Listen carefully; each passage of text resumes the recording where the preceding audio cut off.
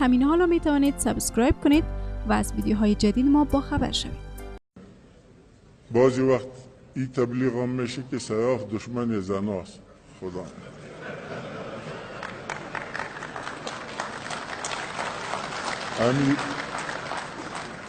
امی کس دشمن مادر خودم میشه، کس دشمن دخترای خودم میشه، کس دشمن همشورهای خودم میشه.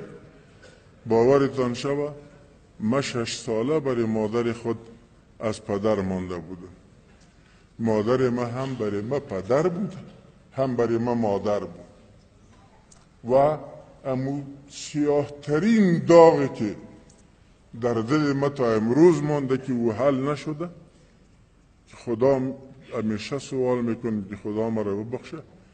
ما در جهاد در مقاومت مصروف شدم، خدمتش کرده نتانستم.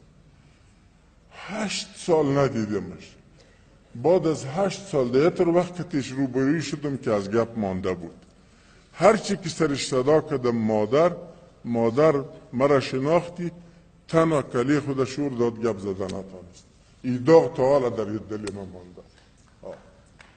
ما دیگه به این حساب ما اگر از زن دفاع میکنیم، از حقوق زن دفاع میکنیم، این به احساس دینی ماست، عواطف دینی ماست و عواطف انسانی ماست.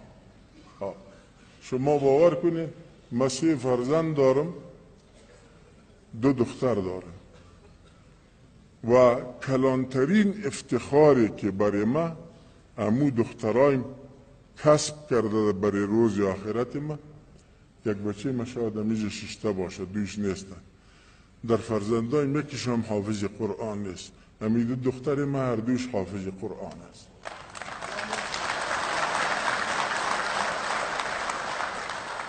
و رسول کریم صلی الله علیه و سلم فرموده که ممنون از اینکه ویدیو رو دنبال کردید. لطفاً نظرات و پیشنهادات خود را برای ما کامنت بگذارید.